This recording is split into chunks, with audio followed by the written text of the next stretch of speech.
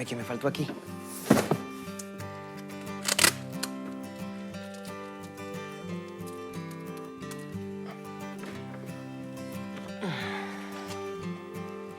Bueno, en esta casa todos los días tenemos un dilema. Por no decir un problema.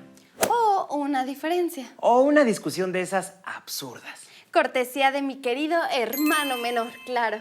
Bueno, pero la verdad es que este no es para tanto. Es en realidad un dilema muy simple. Y muy común por lo visto. Un dilema al que bien podríamos llamar el clásico dilema del librero. Exacto. Esto que ven aquí atrás es un librero nuevo que acaba de hacer Hugo. Así que no se fijen en el estilo, no es muy bonito. Pero la verdad es que se aprecia el esfuerzo. Y no estuvo nada fácil. No, la verdad es que quedó 2-3. ¿Quién lo viera? Tan hacendoso. Bueno, el tema es, como siempre, un asunto de criterios. Si nos ajustamos al nombre del objeto de aquí atrás, entenderíamos que un librero está hecho para poner libros. No necesariamente. Si es un librero, carga libros. Librero. Claro. Y si es quesadilla, entonces es de queso. Bueno, no quiero ser literal. Entiendo que de vez en cuando poner en el librero una plantita o una foto de tu hermana favorita es perfecto. Pero un librero está pensado para poner libros. Y el único dilema debería ser, no sé, de qué lado van los de ficción y dónde los de ciencia o de arte, no más. Pero resulta que Hugo quiere poner en el librero unas cosas que ni son libros, ni parecen literatura, y que más bien deberían ir en esa repisa donde pone sus monos de Godzilla o en ese cajón donde guarda sus postales del Hombre Araña. Pero no hay por qué enloquecer. Ese dilema de cuál es el lugar que te toca a los cómics, a las historietas y similares, es un asunto que no se limita al librero de aquí atrás, sino a la cultura en general. Por eso yo digo que el tema de hoy sea...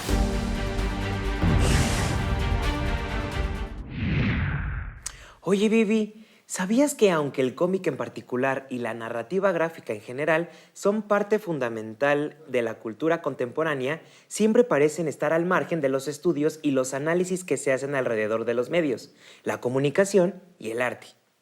Es como si fueran formas de expresión que no merecieran ser parte de conversaciones serias. O de algún lugar en el librero de la casa. Ok, pero como siempre, para entender el problema, antes sería bueno comenzar por asomarnos a las definiciones, la historia y algunos conceptos generales. Y la primera pregunta que yo me haría sería, ¿qué entendemos exactamente por cómic? Porque yo tengo algunos libros de historia ilustrados que no estoy muy segura si merezcan pasar por libros de texto, pero que definitivamente no son cómics. Buena pregunta. Cuando hablamos de cómics, solo hablamos de una parte de ese universo inmenso que algunos llaman narrativa gráfica. Pero, ¿qué es entonces la narrativa gráfica? Esa es la pregunta con la que vamos a comenzar. Para contestarla está la definición de Will Eisner. ¿De quién? De Will Eisner, un historietista estadounidense que ha sido fundamental para entender el cómic, sus códigos y sus características, y ha sido considerado por muchos el padre de la novela gráfica moderna. ¡Guau! Ok. Eisner define la narrativa gráfica como un arte secuencial, cuyo fin es transmitir una historia a través de imágenes y texto. A ver si voy entendiendo.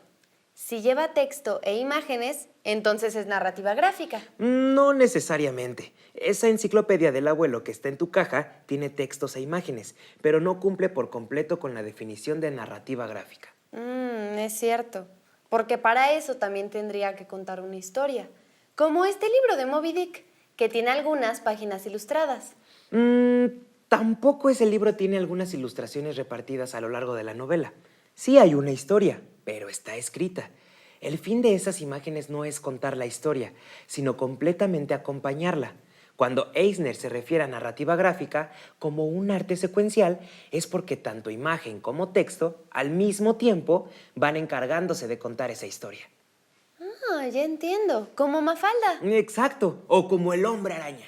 O como la familia Burrón. O como un manga. ¿Todos esos son ejemplos de narrativa gráfica? Así es. Entonces si cuenta una historia y si lo hace con textos e imágenes, estamos hablando de narrativa gráfica. Sin duda, pero hay otros elementos característicos que te ayudarán a reconocer si lo que tienes en las manos lo es. Como el hecho de que lo tendrás que guardar en tu cajón y no en mi librero, por ejemplo. No, como estos 4. La viñeta, que es ese rectángulo trazado que contiene un momento específico de la narración. Un dibujo con su texto es como la unidad mínima de la historia. Ya veo. Es como si congelaras la historia en un momento. Sí, pero en un momento importante de esa historia. Un momento que sirve para contarla. No solo es importante porque delimita la visión del lector, sino porque su forma y tamaño acentúan y jerarquizan las imágenes, aportando tiempos y ritmos a la narración.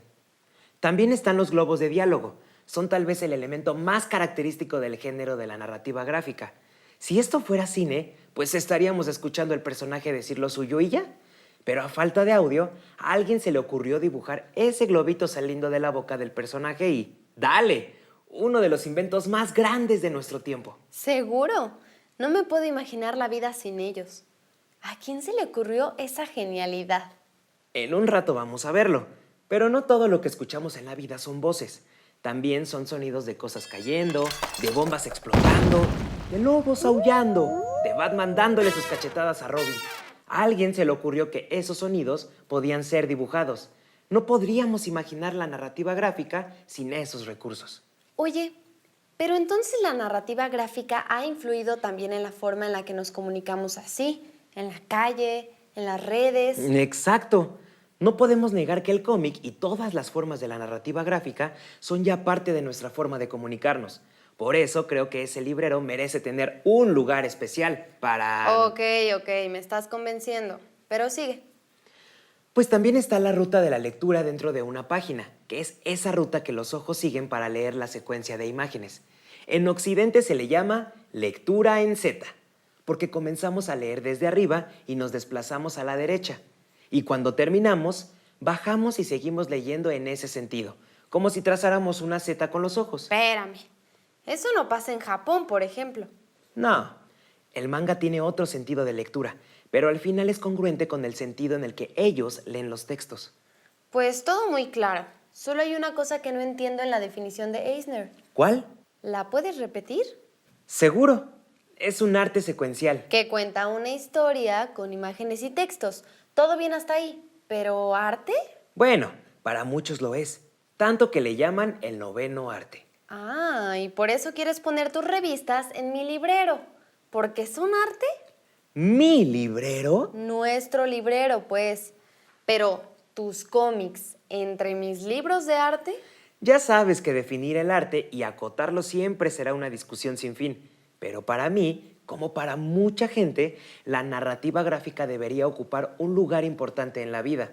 O en el librero, cuando menos. Entre todas esas formas de expresión y comunicación que significan mucho en nuestra cultura, como el cine, la foto o, claro, la literatura. Pero entonces, según tú, la narrativa gráfica, como el cómic, ¿es tan importante como la literatura? Yo digo que sí, pero ¿qué tal si mejor le preguntamos eso a alguien que viva de ello y conozca mucho del tema? ¿Existe alguien que viva de eso? Claro, está con nosotros Bernardo Fernández, mejor conocido como Bev. Él es, además de un experto en cómic y narrativa gráfica, autor e ilustrador de algunas novelas gráficas, como Uncle Bill, Calavera de Cristal o El Instante Amarillo. Espérate, ¿qué haces? Me voy a disfrazar de Bev. No hace falta. A él sí lo pudimos invitar. Hola Hugo, hola Viviana, qué gusto verlos.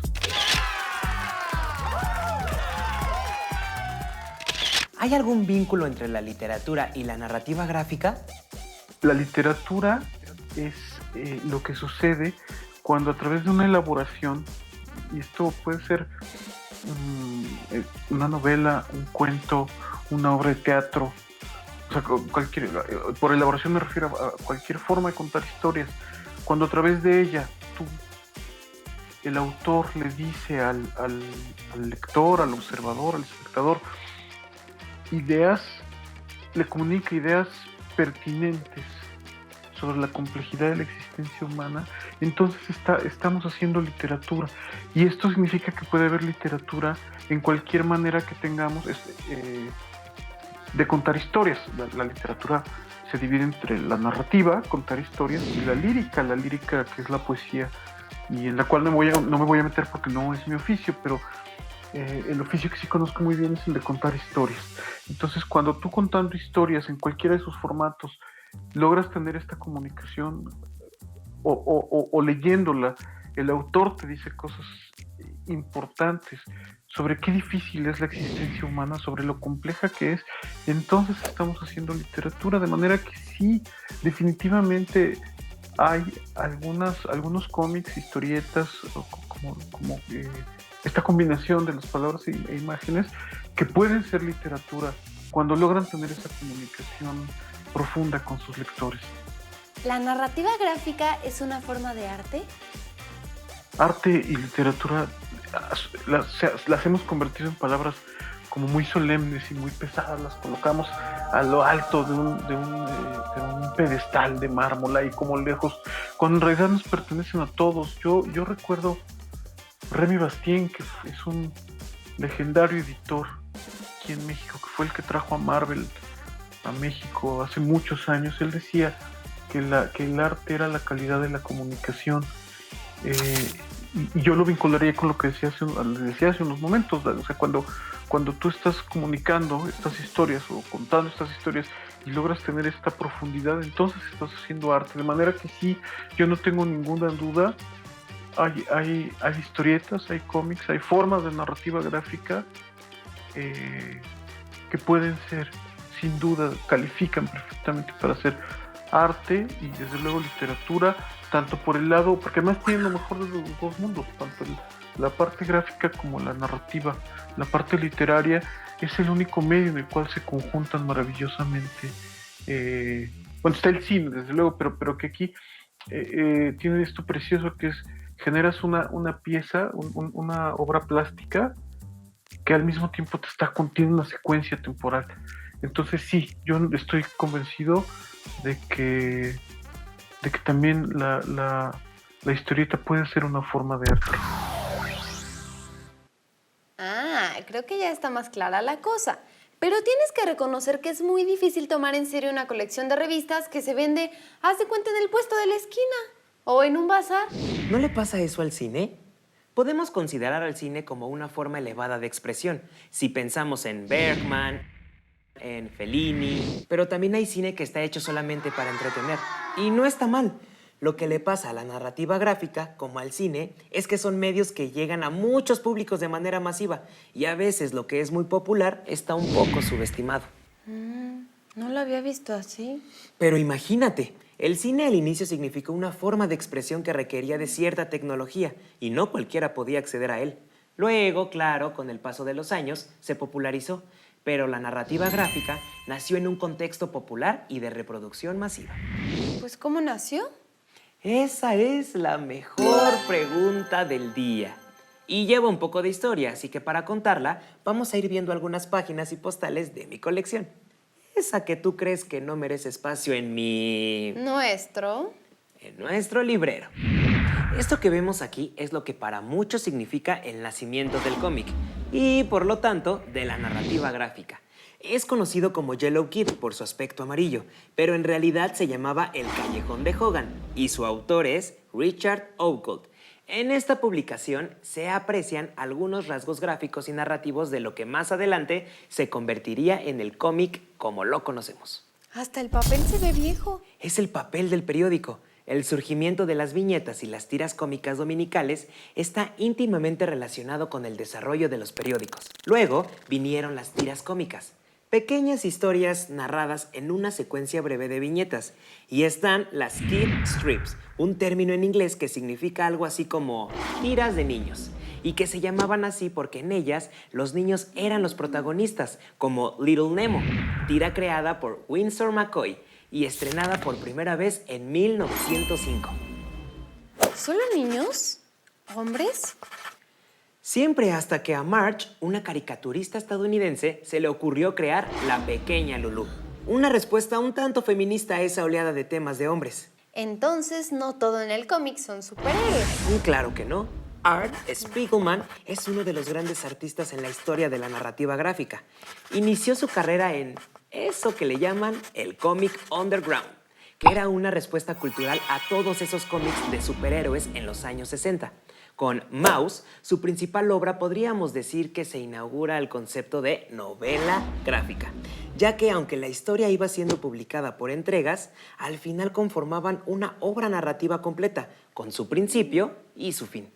Se ve un poco cruda. Lo es. Spiegelman utilizaba animales para representar el drama judío de su familia durante el Holocausto. Es increíble que en unos cuantos dibujitos pueda caber tanto drama. Díselo a Alan Moore, uno de los guionistas más influyentes dentro de la narrativa gráfica. Yo sé quién es. Es el creador de V de Vendetta. Sí, y de Watchmen, un mundo en el que los héroes dejaban de ser los personajes invencibles de siempre y eran descritos y dibujados como personas normales, con problemas, traumas y frustraciones. Pero como que todo sucede en Estados Unidos, ¿no? Mucho, pero no siempre. Tengo Persepolis, una obra actual de Marjane Satrapi, una historietista franco-iraní que cuenta en ella su historia de vida. ¿Contar mi vida en historietas? Suena muy bien. Sí, se antoja.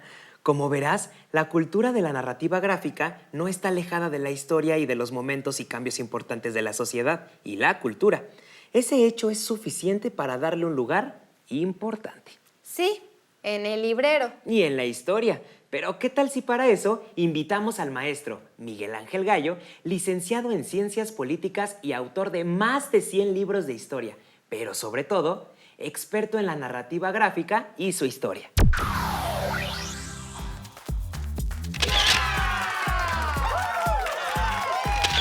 Hola, Hugo y Viviana, ¿cómo están? Buenas tardes.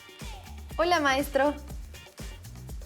Ya vamos entendiendo qué es esto de la narrativa gráfica, pero nos gustaría escuchar cómo es que algo que parece tan simple como los cómics puede estar relacionado con momentos históricos o reflejar una época o incluso ser vehículos de posturas ideológicas y políticas. Por una parte, todo lo que se hace es histórico y por lo tanto todo lo que se hace, todo lo que vemos a nuestro alrededor tiene una existencia histórica. Cualquier manifestación cultural también la tiene y los cómics desde ese punto de vista están reflejando la realidad histórica y social donde aparecen y donde surgen. Pero también como tienen contenidos tanto de texto, de ideas como gráfico, pues también están reflejando ciertas modas artísticas o de los medios de comunicación, derivados de los medios de comunicación. También, desde ese punto de vista, reflejan a una sociedad y reflejan el momento histórico de esa sociedad. Voy a poner un ejemplo. En 1929, en plena crisis económica que se inicia en Nueva York y continúa por todo el mundo, se expande por todo el mundo, aparecen los superhéroes en Estados Unidos como una forma de evasión tal vez o de identificación de grandes grupos de la población que necesitaban héroes, unos héroes modernos de acuerdo a las necesidades concretas. Nace Superman, aparece Batman, la Mujer Maravilla, Tarzán, etcétera, etcétera. Ahí nos damos cuenta cómo están reflejando los cómics ese momento histórico tan especial. ¿Un cómic puede ser vehículo de propaganda desde el poder? ¿Algún ejemplo de esto? De alguna manera son propaganda, algunos son más burdos que otros a nivel de propaganda, pero también no se limitan a hacer propaganda. Hacen propuestas artísticas, estéticas, ideológicas, ¿sí? Por ejemplo, Rius, no podemos limitarlo a propaganda, a toda su obra. Rius trató de ser didáctico, de enseñar a grandes grupos de la población algunos temas que se consideraban complejos, difíciles de entender, ¿no?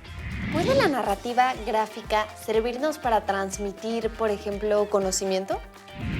Miren, la SEP publicó hace años, en los tiempos de que estaba el licenciado Miguel de la Madrid en la presidencia, y Paco Taibo tuvo un lugar ahí muy especial, publicó esta serie de historietas que se llama México, Historia de un Pueblo.